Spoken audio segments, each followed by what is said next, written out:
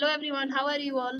आई hope आप सभी लोग अच्छे होंगे। तो चलिए आज उप्स यूजिंग C++ का इंट्रोडक्शन पार्ट 2 देखते हैं। पार्ट 1 हमने ऑलरेडी डिस्कस कर लिया है, जिसमें एवोल्यूशन ऑफ लैंग्वेजेस के बारे में डिस्कस किया हुआ है। Let's start.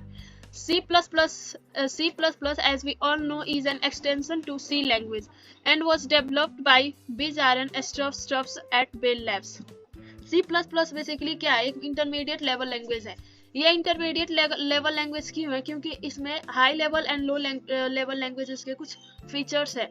C++ is aesthetically type free from multi-paradigm compile general purpose languages. C++ is an object-oriented language but is not purely object-oriented.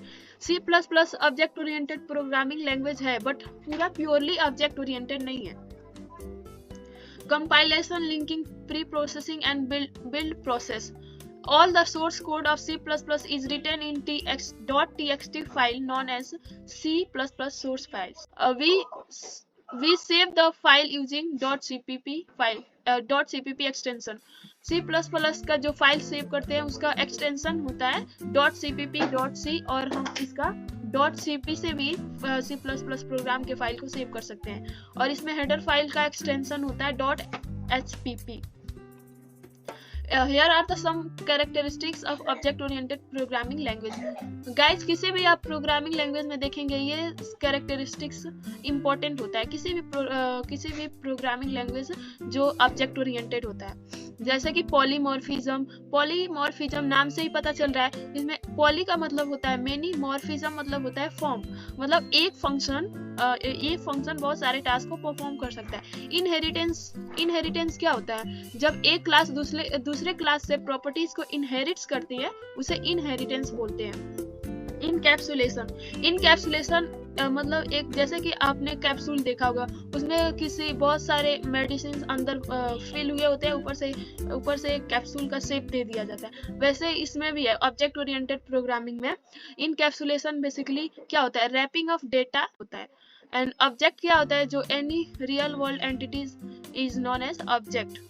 और क्लास क्या होता है? क्लास वो होता है जो हम डिफाइन करते हैं, यूजर डिफाइन होता है और इसके अंदर data member and member function होता है। एब्स्ट्रैक्शन क्या होता है? गाइस, ऑब्जेक्ट ओरिएंटेड हमें ये फीचर प्रोवाइड कराता है कि हम डेटा को हाइड कर सकते हैं। हम जो भी एसेंशियल्स इंफॉर्मेशन होता है उसे शो कर देंगे, और मतलब ऐसा डेटा जो यूजर को दिखाने लायक होगा उसे दिखा सकते हैं, और जो हाइड करने वाला होगा उसे हम हाइड भी कर सकते हैं। ये फीचर्स हमारे होते हैं ऑब्जेक्ट ओरिएंटेड प्रोग्रामिंग लैंग्वेज में। तो इसको हम आगे एक एक करके डिस्कस करेंगे। ये मैंने आपको थोड़ा सा ब्रीफ डिस्क्राइब कर दिया ताकि थोड़ा बहुत आइडिया हो जाए आपको। बेसिक कंसेप्ट ऑफ उप्स अब देखते हैं। देखिए, अब क्लास मैंने जैसा कि आपको बताया, अब ये बिल्डिंग ब्लॉक ऑफ C++ होता है जो ऑब्जेक्ट ओरिएंटेड प्रोग्रामिंग को लीड करता है। इज अ क्लास, वो क्लास होता है a group of object that share common properties for data part and some program part are collectively called as class. ये यूजर डिफाइन और ये it is a user defined data type. जैसे कि मैंने आपको बताया था, ये यूजर डिफाइन होता है। यूजर अपने अकॉर्डिंग कुछ भी क्लास का नाम दे सकता है, लेकिन क्लास कीवर्ड देना कंपलसरी होता है। इसका एग्जांपल आने वाली वीडियो में देखेंगे, या फिर इसी वीडियो में एक छोटा सा एग्जांपल होगा, मैं आपको दिखा दूंगी।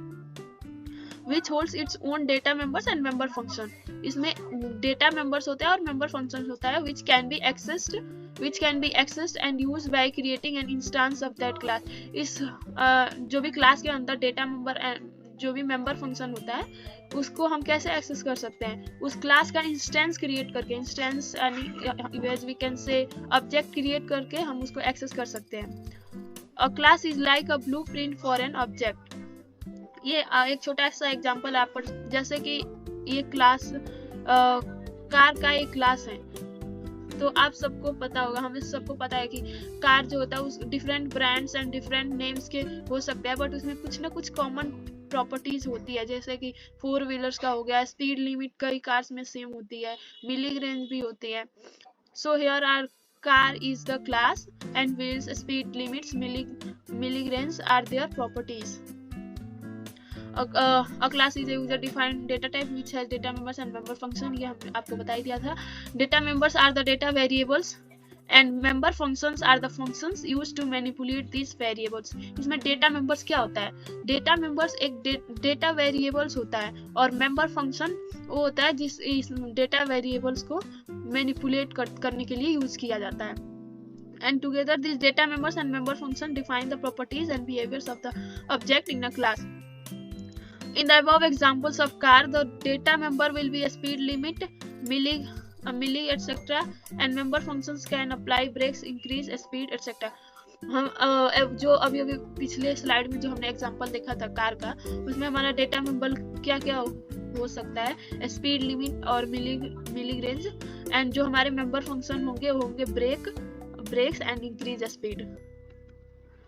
हाँ, यहाँ पे हम एग्जांपल देख सकते हैं कि क्लास को कैसे डिफाइन कर सकते हैं। जैसे यहाँ क्लास कीवर्ड, फिर क्लास नेम, ये बेसिकली सिंटैक्स है और ये यूजर डिफाइन हो सकता है। फिर यहाँ एक्सेस स्पेसिफायर, एक्सेस स्पेसिफायर क्या होता है, पब्लिक, प्राइवेट और प्रोटेक्टेड डेटा मेंबर्स को फिर हम उसके बाद डिक्लेयर करेंगे। फिर हमारा मेंबर फंक्शन होगा और ये कर्ली ब्रैकेट यहाँ पे ओपन और यहाँ पे क्लोज, और ये सेमी कॉलन कंपल्सरी होता है देना।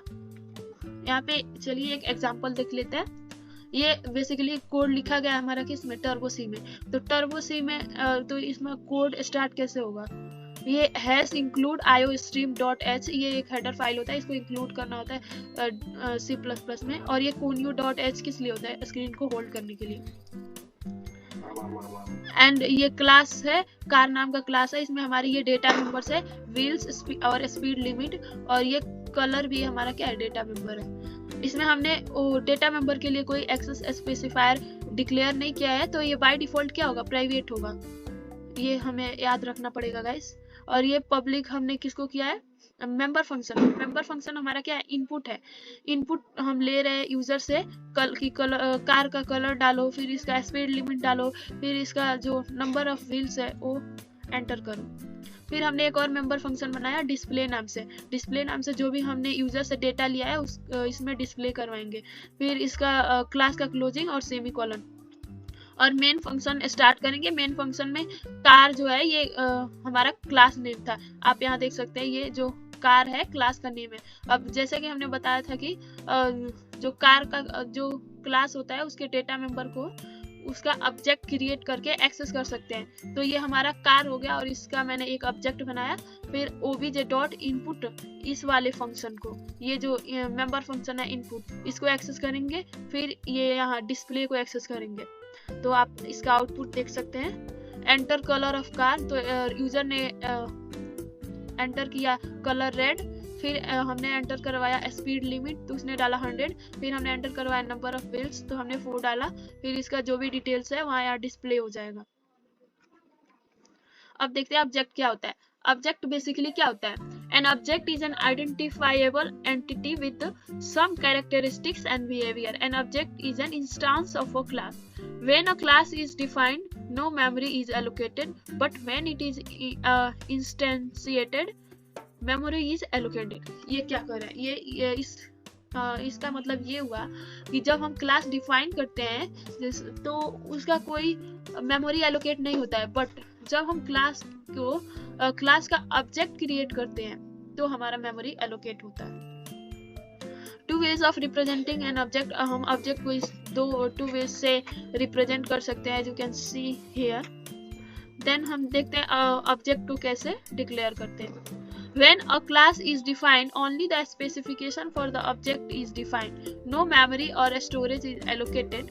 To use the data and access functions defined in the class, you need to create object. ये सिंटैक्स हमारा है कि क्लास को ऑब्जेक्ट को डिक्लेयर कैसे करते हैं। क्लास नेम, फिर हमारा जो होगा ऑब्जेक्ट नेम। हम ऑब्जेक्ट नेम अपने अकॉर्डिंग कुछ भी रख सकते हैं।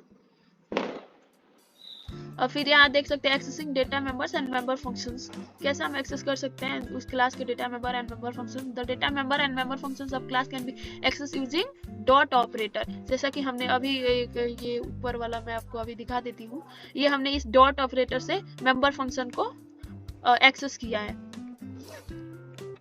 Operator, for example, if the name of object is obj and you want to access the member function with the name print name, then you will to write obj.print name. I hope आपको समझ आया होगा ये। Explain data heading and encapsulation with an example. चलिए हम देखते हैं data heading and encapsulation example के थ्रू, जिससे हम अच्छे से समझ पाएंगे। देखिए इनकैप्सुलेशन क्या होता है। In normal terms encapsulation is defined as wrapping of data and information under a single unit. क्या होता है ये नॉर्मल टर्म्स में अगर हम बात करें तो इनकैप्सुलेशन को कैसे define, wrapping of data and information under a single unit. In object-oriented programming, encapsulation is defined as binding together the data and the functions that manipulate them. Object oriented programming में हम encapsulation को कैसे define करते हैं, ये binding of together मतलब data and functions को bind करके करके रखता है जो उनको मैनिपुलेट करता है। ये आप फिगर देख सकते हैं, जैसे कि ये एक कैप्सूल का फिगर बनाया हुआ है ताकि हम अच्छे से याद रख पाए, और ऐसा ही कुछ ऑब्जेक्ट ओरिएंटेड में भी होता है, रैप किया गया है किसको, methods and variables. Encapsulation also leads to data abstraction or hiding. Example class is an example of encapsulation. Here we can see an example for better understanding.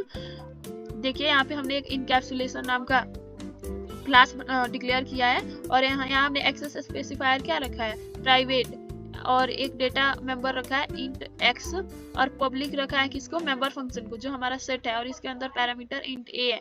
फिर x इक्वल्स टू a रखा, फिर एक gate नाम का function बनाया, और फिर मैंने मेन फंक्शन में इनकैप्सुलेशन क्लास का एक ऑब्जेक्ट बनाया obj dot set.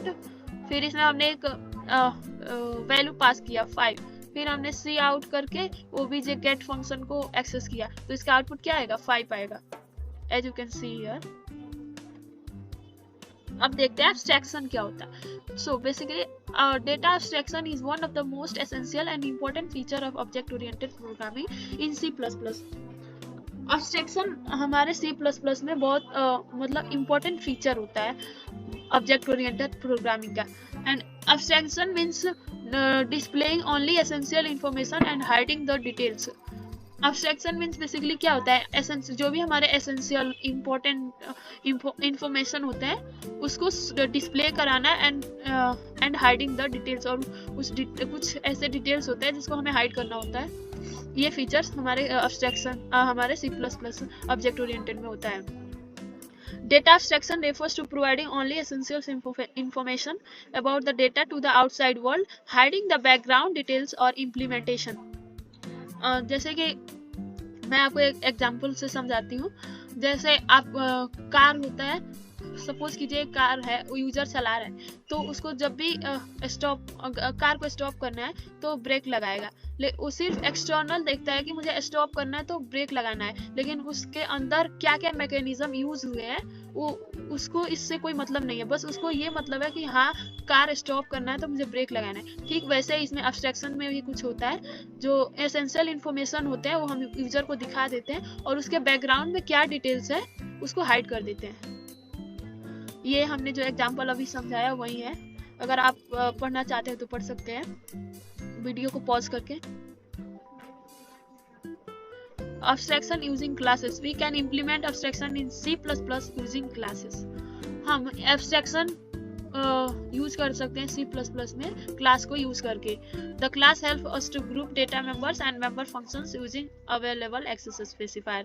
A class can decide which data member will be visible to the outside world and which is not. Class decide करता है कौन से डेटा मेंबर को हमें आउटसाइड में को विजिबल रखना है और कौन से डेटा मेंबर को हमें विजिबल नहीं रखना है। Abstraction in header file. One more type of abstraction in C++ can be header files. For example, consider the POW method POW method present in math.h header file. Whenever we need to calculate the power of a number, we simply call the function POW present in the math.h header file and pass the numbers as arguments without knowing the underlying algorithm according to which the function is actually calculating the power of numbers. जैसे abstraction header files में हमारा जैसे कि math.h में हमारा पाव function है, हमें किसी भी नंबर का अगर हमें पावर फाइंड करना है तो math dot H header file के अंदर हम पावर फंक्शन लिखेंगे और उसके अंदर आर्गुमेंट पास कर देंगे, फिर हमें आउटपुट दे देगा।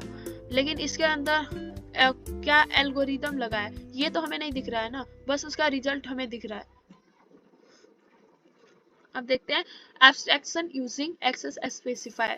Members declare as public in a class can be accessed from anywhere in the program. Public जब भी हम मेंबर्स को पब्लिकली डिक्लेयर करते हैं इन अ क्लास में, इन अ क्लास, वो हम प्रोग्राम में कहीं से भी, पूरा होल प्रोग्राम में कहीं से भी उस डेटा को एक्सेस कर सकते हैं जो पब्लिकली डिक्लेयर है। Member functions as declare private, जो भी हमारे मेंबर फंक्शंस प्राइवेट डिक्लेयर है वो सिर्फ विद इन द क्लास ही एक्सेस कर सकते हैं, आउटसाइड क्लास हम उसे एक्सेस नहीं कर सकते हैं। They are not allowed to be access from any part of code outside the class. यहाँ पे हम एग्जांपल देख सकते हैं एब्स्ट्रैक्शन का। जैसे हमने एक इम्प्लीमेंट एब्स्ट्रैक्शन नाम से क्लास बनाया है, इसमें हमने डेटा मेंबर को प्राइवेट रखा है और मेंबर फंक्शन को पब्लिक रखा है। इसमें हमने दो पैरामीटर पास किया है, int x and int y। ये हमारा क्या है, कौन से पैरामीटर्स है, ये हमारे फॉर्मल पैरामीटर्स है। ये जब फंक्शन का पार्ट आएगा तो मैं आपको समझाऊंगी अच्छे से। फिर हमने a को x को असाइन कर लिया a में, फिर y को असाइन कर लिया b में। फिर हमने एक डिस्प्ले नाम का फंक्शन डेटा मेंबर फंक्शन बनाया, इस डेटा मेंबर्स को डिस्प्ले करने के लिए, डेटा मेंबर्स के वैल्यू को डिस्प्ले करने के लिए हमने डिस्प्ले मेंबर फंक्शन बनाया। फिर हमने यहाँ मेन फंक्शन में आ गए फिर, और एक इम्प्लीमेंट एब्स्ट्रैक्शन का क्लास का एक ऑब्जेक्ट बनाया ओबीजे नाम से। ओबीजे नाम से हमने ओबीजे डॉट सेट फंक्शन को कॉल किया, मतलब एक्सेस किया, और इसके अंदर दो पैरामीटर पास किया, ये हमारे एक्चुअल पैरामीटर्स, और इसमें 10 और 20 पास किया। फिर हमने इसको डिस्प्ले कर दिया, तो आउटपुट में आप देख सकते हैं क्या आएगा, a equal to 10 and b equal to 20। अब देखते हैं हमारा polymorphism. The word polymorphism is having many forms. In simple words, we can define polymorphism as the ability of a message to be displayed in more than one form. Polymorphism का मतलब, जैसे कि हमने जब मैंने इसके बारे में थोड़ा सा ब्रीफ आइडिया दिया था तो उसमें बताया था पॉलीमॉर्फिज्म मतलब होता है मेनी फॉर्म्स। अगर हम सिंपल वर्ड्स में इसको डिफाइन करें तो ये क्या होता है, ability of a message to displayed in more than one form. A person at the same time can have different characteristics. Like a man at the same time is a father, a husband, an employee. So the same person possesses different behavior in different situation. This is called polymorphism. ये एक example है, जैसे कि कोई एक person है वो same time पे वो उसके पास डिफरेंट कैरेक्टरिस्टिक्स हो सकता है। जैसे कि एक आदमी है, उसके सेम टाइम पर वो एक फादर भी हो सकता है, हस्बैंड भी हो सकता है, एम्प्लॉयज भी हो सकता है, और कुछ भी हो सकता है।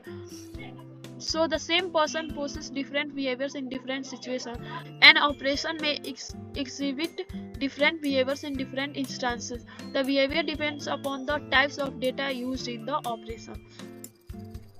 C++ support operator overloading and function overloading. C++ हमें operator overloading and function overloading support करता है। इसके बारे में आने वाली वीडियो में अच्छे से पढ़ेंगे। यहाँ पे एक थोड़ा सा बस ब्रीफ आइडिया देख लेते हैं कि होता क्या है। Operator overloading, the process of making an operator to exhibit different behaviours in different instance is known as operator overloading. Functions overloading क्या होता है, function overloading is using single function name to perform different type of task. Polymorphism is extremely used in implementing inheritance. Function overloading क्या होता है, जो एक नाम से बहुत सारे फंक्शन होते हैं बट डिफरेंट पैरामीटर्स होते हैं, ये फंक्शन ओवरलोडिंग होता है। और polymorphism is extremely used in implementing inheritance. Polymorphism जब हम इनहेरिटेंस को इंप्लीमेंट करते हैं तो उसमें यूज होता है अच्छे से। ये पॉलीमॉर्फिज्म्स होते हैं कंपाइल टाइम, रन टाइम, फिर कंपाइल टाइम में हमारा होता है फंक्शन ओवरलोडिंग और ऑपरेटिंग ओवरलोडिंग, और रन टाइम में हमारा होता है वर्चुअल फंक्शंस। सो आज के लिए इतना ही गाइज, तब तक के लिए good bye and take care. मिलते हैं नेक्स्ट वीडियो में। अगर आपको वीडियो अच्छी लगी हो तो please like, share and subscribe.